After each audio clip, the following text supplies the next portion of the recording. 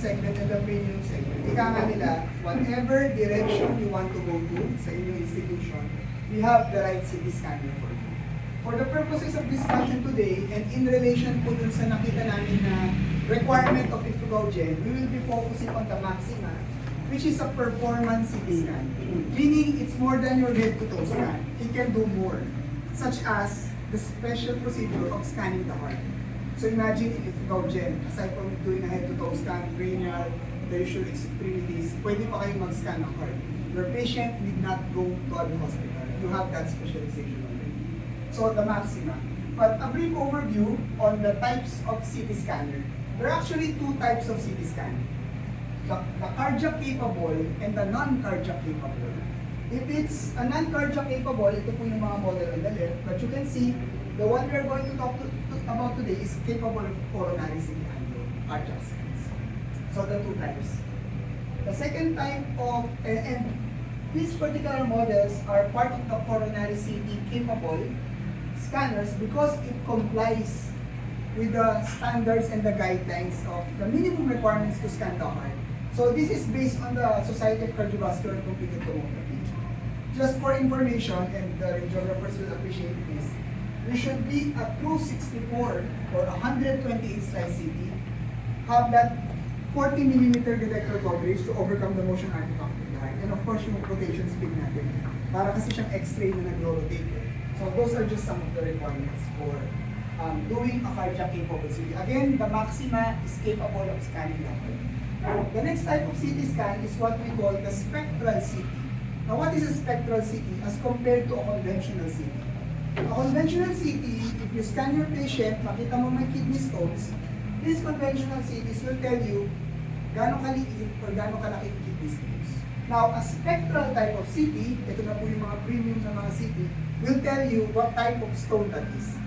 So, kailangan na bang operahan or kaya pang makuwasan. So, that is now the direction of CT scanners. Further analyzing the materials characterizations and composition, it's actually moving towards anatomy, or seeing the structure, to seeing the chemical composition. Yan na po yung mga 512 slice CT scanner natin. Just for information, we already have that, and we do have local installations dito. National Kidney and Transplant Institute, Armed Forces of the Philippines Medical Center. Marami na po ng ganung klase ng model. So this is how the technology is being driven. I won't go deep dive, but it's a combination of a special X-ray tube, not your usual X-ray tube. Usually yung tube, pag mag-scan tayo ng patient, set natin yan. Pag baby, mababa lang, 80 kb. Pag adult obese, 140 kb. This technology can switch from low to high. So therefore, you have the full range of spectrum, kaya kayo makakapag-characterize. Malalaman nyo kung anong klase yung na-analyze sa loob ng katawan ng patient. So the direction is actually oncology, just for information, if you're going to go to that direction. So we can see that when we are looking at CT scanners, you can see that you can go for a normal head-to-toe scan, yung 32 slice natin, or you can go for a performance CT scan, head-to-toe scan with the coronary CT angio, or you can go further to the premium 512 slice for you to do that spectral imaging, the dual energy CT scan. So those are the three types of models that you have. We will be focusing on the Maxima, 128 slices. But Doctor, I heard po before, 2-3 years back, in an institution, ang sabi po nila, the first CT scan, I'm not sure if it's still applicable. If you're going to get your first CT scan, you should start with a 32 slice. Sabi po nila. But we did saw your requirement, and your requirement is actually 128 slice. And it makes sense. Kasi po, para magawa nyo na yung full range, and ano yung pinakamalapit na high slice.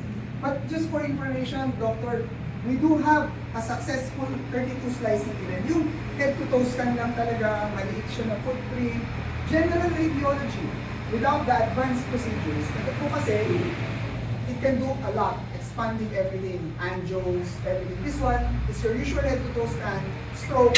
Ang hindi lang po niya kayang gawin, mag-calcium scoring and mag-scan ng heart. Just in case you realize na, we wanted to start baby steps muna, we do have the ACT and the Aspire. A brief overview na po on the ACT and Aspire. The ACT is our most successful 32 slice scanner. Even in the Philippines, ito po yung pinakamaraming installation namin. Because it is actually a CT scan that is low upfront price tag and low total cost of ownership. Yan po si Revolution ACT. The next model po, si Aspire, 32 slice rin siya, but this is our latest model. The purpose of this CT scanner, ng mga 32 slice, why does Philippines still have yung mga 32 slice, which is part of the value CT? Because it is a mission to reach the 5.8 billion people around the world who have little to zero access to even the simplest medical imaging procedure, such as a CT scan. Kailangan makakuha agad ng CT na mura at madaling i-maintain. Yun yung sagot nitong dalawang to. 7 years back, when we launched the ACT, ito yung mga unang mga CT scan talaga, yung mga far-flung areas. The closest far north, meron kami nito, talagang yung mga malalayo, nilagyan namin ito. Fast forward to now, dumami na yung cases nila. So we developed another 32 slice, mura pa rin siya, but with more power. So if you're looking for a CT scan, start up, you have the ACT, you wanted to jumpstart agad, mukhang marami kaming cases we need more power. So we have the Aspire, it's also part of the value CT segment. When it's all about CT scan, slices, pag sinabi CT scan, ilang slices ang bibili natin. So I put here the number of slices respectively. So you will see here the 1632 and 64128 slices. However, for GE, we do not want to talk about slices. Kasi yung slices nadadaya siya, namamanipulate. We wanted to talk about the coverage. So, in your requirement, if you wanted to go for a general radiology, include not just say 32 slice, but you should mention 20 millimeter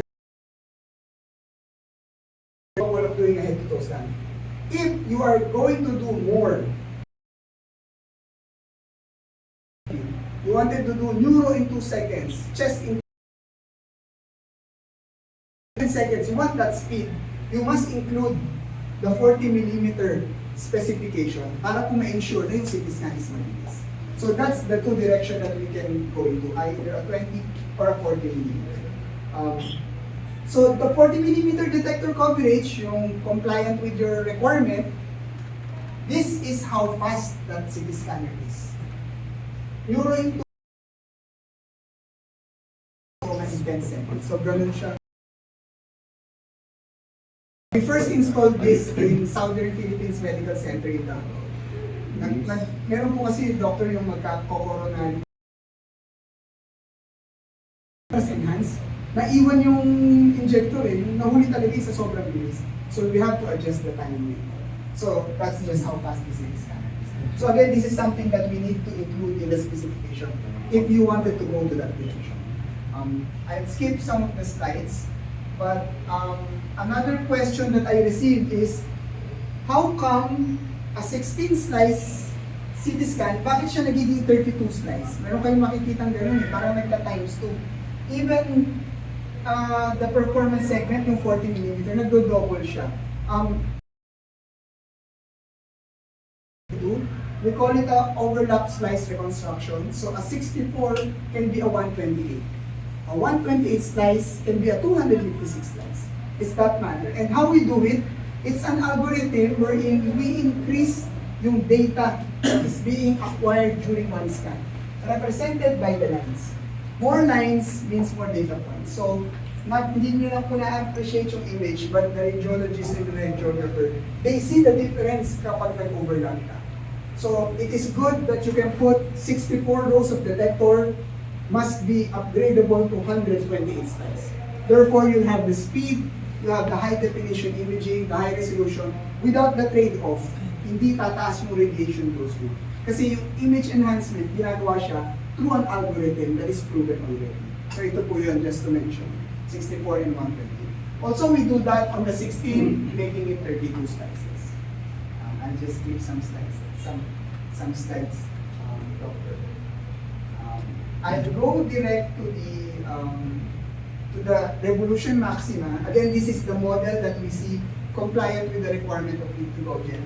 this is our latest CT scan model, and even though it's new, it already had the award as the best radiology device because of one-click AI-based auto-positioning camera, this one that you see on top.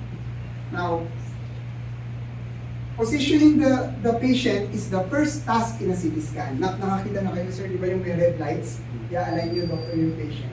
And it is important to have this procedure done, lalo na kapag first-time users. Because if you do this incorrectly, there will be mispositioning, radiation dose will increase, noise increase, and image quality will diminish. Now, this is the complexity of today. The moment the patient comes in and you open your logbook, ang daming kailangan gawin, hanggang makuha natin yung report. So, GE thought, wouldn't it be great if the first journey of our radiographers is fully automatic and AI-based? So that is when I prepared a brief video. This is GE unique. This is something that won this award since award. So at the side of the gantry, parang nandun po yung logbook nyo. So right there, you can select the patient name automatic na. Just click on the patient name. You have a simple list of protocols. Nandun na kayo sa tabi ng gantry. Select, for example, chest without IV contrast. All you have to do is click on the blue box. What happens here is now, this AI camera activates. Now, subsequently, deep learning algorithms identify important patient parameters, landmarks, scan range. You need not look in the red lights, pero meron pa rin siyang red lights if you wanted to go to the manual. So, the purpose of landmarking and the activation of the AI camera is to find the isocenter of the patient. Yung center, gitna ng patient natin, for auto-centering. So, once the system captures the patient's auto center, again, this is full automated, they have to put the patient on the isocenter of the gantry, the center of the gantry. It has to match yung dalawang center. So, the next thing you do is, you saw that, click on the blue again, and the patient will now go to the established scan pages. So, this saves time, this keeps everything automated, confidence in your radiographer, even if you're a new user, and comfort for the patient. This was given the award in 2020 because we all know 2020 is when the pandemic struck. So, minimal, nakatayo lang, naka-PPE yung radiographer natin, pwede pa siya sa likod. Sa gilid lang siya. As a matter of fact, an emergency design was created by the team. The tablet na nandito, nag-create sila ng mabilis, nilagay dito sa tabi. Wala nang nasa loob, yung pasyente lang. So, pindot lang sila ng pindot. That's why it had the award by on TV. So that's the main direction of GE Healthcare's CT scanners now. Fully automated, the guidance, and for ease of use. I'll just give a glimpse of some of the important parameters that we need to look into, especially kung gagawa tayo ng 10-year requirement.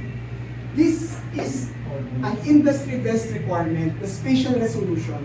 You should indicate a 0.28mm spatial resolution or the ability to see sub-millimeter imaging. This is necessary, especially for 128 slices. This is no trade-off. This is important. Secondly, as mentioned, the 40mm detector coverage to ensure the speed, and even yung 18.3 line pairs per cm, line pairs. During my engineering days, we have a phantom. Yung phantom, yun yung ini-scan namin sa patient. Nilalagay namin siya. That phantom consists of multiple metal lines, metal filaments. This system can count 18.3 lines na hindi siya nagdidikit-dikit, and that is very, very small. So, in terms of sub-millimeter imaging, these two, that's the definition of sub-millimeter imaging. So, something that you should also look into. Also, the capacity of the tube. We all know ang X-ray, when we scan the patient, when we shoot the X-ray, it creates 1% X-ray and 99% heat. So the 1% we need to maximize that. How? By having this rating of at least 7 megahit unit. The challenge with a rating lower than this, especially for 128 slices, you cannot do long scans. Kung baga mag-overheat yung tube, titigil siya. So at a 7 mA tube capacity that you can suggest in your specifications, definitely you can do long scans, back-to-back scans, even if yung patient sunod-sunod, The same system, by the way, Maxima, is installed in Philippine General Hospital. Ang cases nila is 65 to 70 cases per day. Literally, yung pasyente, higa, tayo, tuloy-tuloy. This is not impossible na mangyari po sa area nyo, considering yung geographical location. And dudumugin po talaga kayo when the time comes that you get to have your own 128 slice scan. Also, just to mention, the power, 72 kilowatt. It will be a lot of work, but it will be very rewarding. Similar sa nangyari sa Farmer, hindi dumug po sila. It's just a 32 slice, dinumug sila. Region 1 Medical Center, we have a 32 slice there, 35 cases per day. But the help with the community. I also would like to highlight the direction that you can go into. Somewhat visualize what we can do with Ifugao General Hospital. Just by purchasing this type of CT scan. You can go for neuro, onco, of course low dose and cardiovascular. Briefly, CT scan has always been the forefront for emergency cases. Ito, Dr. Biruan po ito sa emergency department. Patient comes in, nahulog, nadulas, nauntog, masakit ang ulo, hindi makahinga. CT scan na yan. Yung brother ko po, doctor sa PGH. Yung patient niya mismo nagsasabi, hindi mo ba ako papa-CT scan? So, it is just good that the direction of the project is going to that direction.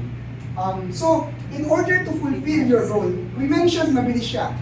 Neuro in 2, chest in 3, chest abdomen in 5, full body. How about post-processing? Nandun na nga yung image. Asan yung finished product? Well, this is a key differentiator for GE. Tinatanong ko, what's unique with GE? What's unique with GE is the AI. Briefly, I won't deep dive, but let's talk about neuro. When it's neuro, it's about stroke. And the forefront for stroke is CT scan. So the challenge with CT scan is, the challenge with stroke is that you need to reduce the CT scan to report to door-to-needle time because time is brain. Kailangan mabilis. You need to post-process right away. You need to analyze kung ischemic or hemorrhagic.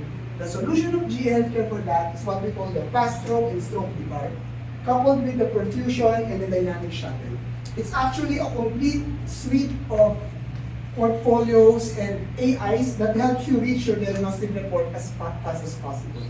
As a matter of fact, the fast stroke is actually, meron na siyang tinatawag na auto-send. So, automatically, the post-processed stroke images can be automatically sent sa email ng stroke team nyo. When we launched this last February in ANZ in Australia, nag-complain yung mga doctors. Sabi nila, bakit ako nakaka-receive ng stroke images, hindi naman ako naka-duty? That's the automation. You just need a good internet connection that we're all good. A direction that you can go to, definitely, neurology, stroke center for Ifugao General Hospital. Secondly, cancer. Most hospitals now are heading towards oncology and cancer. So these are just a glimpse of the capabilities of the city. First and foremost, we have the thoracic and lung VCAR. VCAR, by the way, stands for Volumetric Computer Assisted Reading. It will not supersede the direction of, hindi niya pangungunahan si Doc na ito, but the system will flag. Mamumula yung mga nodules, bibigyan niyo ng quantification. It's all about automation. So, thoracic and lung VCAR for lungs.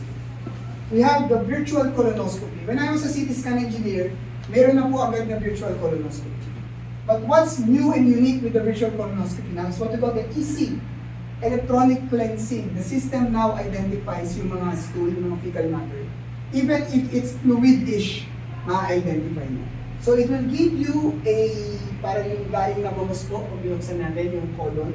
And it will even give you a fly-through navigation software. Para kayong pumapasok sa cave, nakikita niyo yung colon. This is actually a bit controversial kasi pag meron kayong gastro GI, it kind of conflicts with them kasi meron silang. But this is a good direction. Kung ayaw nyo yung invasive, hangin lang po ito, ilalagay mo lang ng hangin. And then you're good, you can do the colonoscopy. Next is the perfusion multi-organ. Any part of the body you can perfuse after you inject a contraceptive. It will give you tissue color palettes, the dynamic state of the tissues, the blood flow, all of that. So very important as well. Hepatic VCAR for the liver, tumor burden calculation. So segmentation of the liver. A good direction as well towards cancer or liver cancer. We have what we call the ONCOC1, which is an AI that merges images coming from different modalities, from CT, from MRI, from PET, so that you have a better analysis of your image. We have the ONCOC1. We also have the integrated registration, which is a fusion software as well. You can fuse images. Meron rin siya mga staging software, all of that. In the future, the direction that we see in hospitals right now is not just diagnosing the cancer, but treating the cancer as well. This particular CT scan can help you by becoming a CT simulator. Now, what is a CT simulator? This is a brief code. If you don't have the accurate localization of the tumor, kung makita mo na sa yung exact location, it doesn't matter how good your imaging is at the back end. For example, the linear accelerator. Ang kapartner ng linear accelerator is the CT scan. So, what is the role of CT in radiotherapy? So, they need to locate the tumor in the 3D and the 4D space. What is the 4D space? Kapag nangyari yung tumor nasa lungs, humihinga tayo, nagmumove yan. Yun yung 4D space. It should locate, it should find the center of the tumor, and yung edges niya, dapat mamark niya to protect the healthy tissues. So, this Maxima can do that role, so that once you put the patient in the linear accelerator, all the information that they need, load nyo na lang.